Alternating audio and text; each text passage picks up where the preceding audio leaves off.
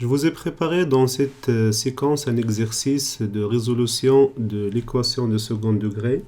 Mais avant d'implémenter l'algorithme en Scratch, nous allons écrire tout d'abord l'algorithme dans le langage algorithmique. Alors l'équation c'est sous la forme suivante. Alors c'est ax carré plus bx plus c est égal à 0. Alors pour écrire en langage algorithmique, donc on va écrire algorithme. Alors là, c'est un mot-clé. Certains auteurs ont l'habitude de souligner les mots-clés. Alors là, on va appeler notre algorithme, par exemple, équation second degré. Équation second degré. Alors, je tiens à expliquer que selon les auteurs, vous trouverez dans le langage algorithmique des différences concernant la syntaxe. Mais en fait, l'algorithmique, son objectif, c'est de présenter la séquence ou bien la succession des instructions pour résoudre un problème donné. Donc, ce n'est pas un langage compilé. Et donc, vous n'êtes pas obligé de respecter à 100% la syntaxe. Alors là, on va définir les variables à utiliser, donc via le mot-clé var, je souligne toujours. J'ai l'habitude de souligner les mots-clés pour les différencier des autres mots utilisés dans le script. Alors là, on va déclarer A de type réel, et puis B de type réel, c'est aussi de type réel. Alors là, vous avez le choix entre la déclaration de chaque variable dans une ligne ou bien de les déclarer tous dans une seule ligne. Moi, je préfère de déclarer chacune dans une ligne. Encore là, on aura besoin d'une variable qu'on va nommer delta de type réel. Et puis la solution x1 encore de type réel. Et x2 de point de type réel. Après avoir déclaré les variables nécessaires, donc on utilise le mot-clé début. Je souligne toujours. Alors là, encore, la première instruction, c'est de demander à l'utilisateur de saisir le A. Alors là, on va utiliser le mot-clé ou bien la fonction écrire, souligner. Là, c'est pour, il y a ceux qui utilisent par exemple afficher, c'est-à-dire afficher sur l'écran, et saisir pour la saisie au clavier. Il y en a d'autres auteurs qui utilisent écrire pour écrire à l'écran, et lire pour lire ce qui est saisi au clavier par l'utilisateur. Alors, écrire, on va écrire le message à l'écran, saisir le A. Ce qui est saisi par l'utilisateur, on va le lire et on va le mettre dans la variable A. De la même manière, on va inviter l'utilisateur à écrire le message saisir le B et on va lire ce qui est saisi. Donc je souligne toujours les mots-clés. Lire ce qui est saisi, le mettre dans la variable B. Ensuite, on va demander à l'utilisateur écrire, saisir le C. Alors là, pour Scratch, c'est l'équivalent de demander et attendre. Et lorsque vous saisissez quelque chose, il va se mettre dans la, comme on l'a vu, dans la variable réponse. Alors là, lire C. Maintenant, c'est le moment de calculer le delta. Alors, on va utiliser la syntaxe pour l'affectation. C'est flèche. Alors, on va mettre dans delta le résultat suivant. On va prendre le B fois B, c'est le B carré, moins 4 fois A fois C. Très bien. Alors maintenant, on va faire le test sur le delta. Alors, on va utiliser la condition si. Alors, si normalement, il va finir quelque part, je vais utiliser ce trait en attendant la fermeture de si. Alors, si delta est inférieur strictement à 0, alors c'est aussi un mot-clé. Alors, qu'est-ce qu'il faut faire? Il faut écrire. Alors, dans ce cas, l'équation n'admet pas de solution dans l'ensemble R.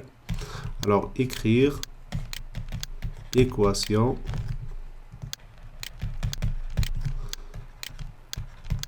n'admet pas de solution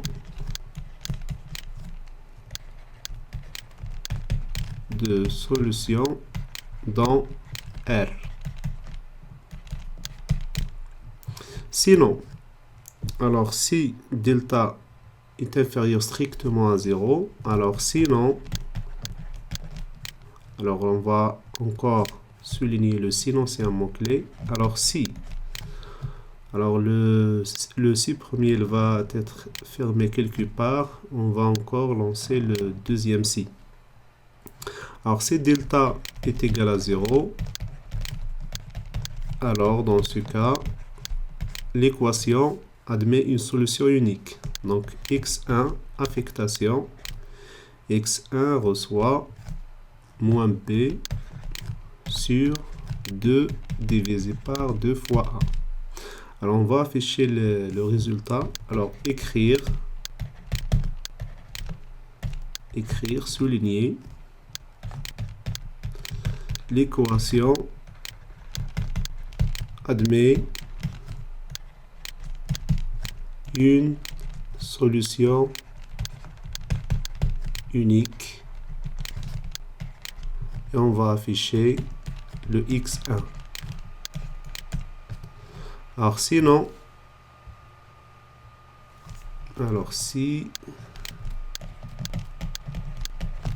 sinon c'est aussi un mot-clé.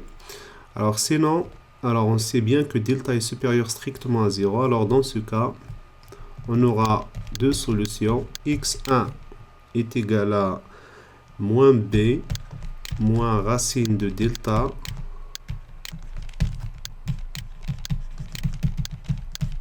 sur 2a et x2 est égal à moins b plus racine de delta sur 2a. Alors là, point virgule. Maintenant, on va afficher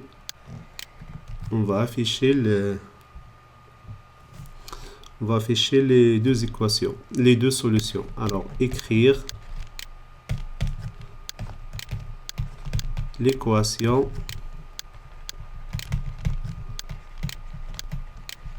admet deux solutions.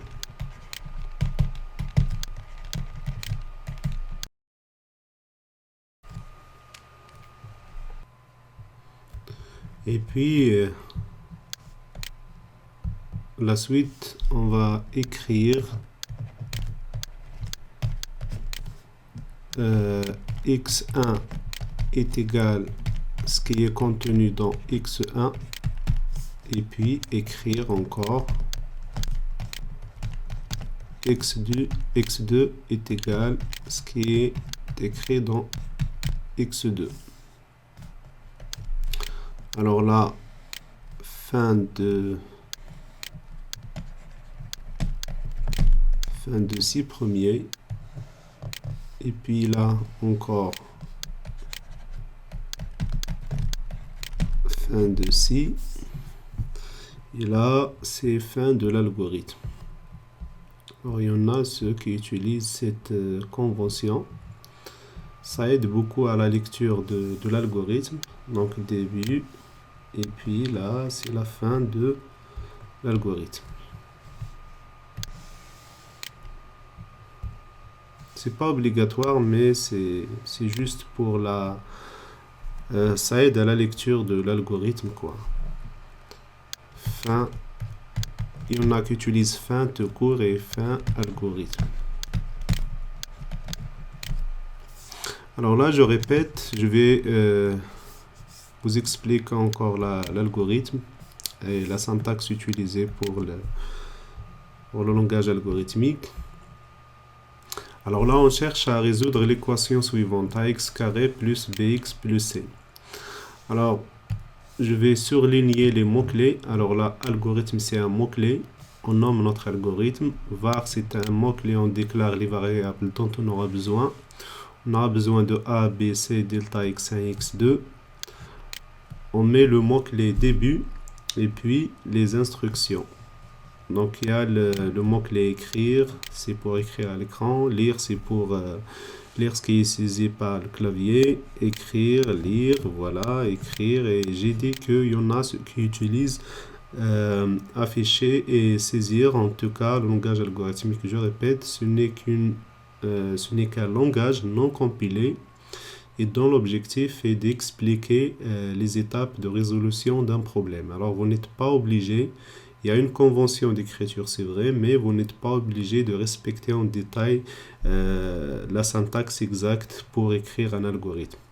Alors, le mot-clé ici, alors si delta est égal à 0, alors l'équation n'admet pas de solution dans l'ensemble R.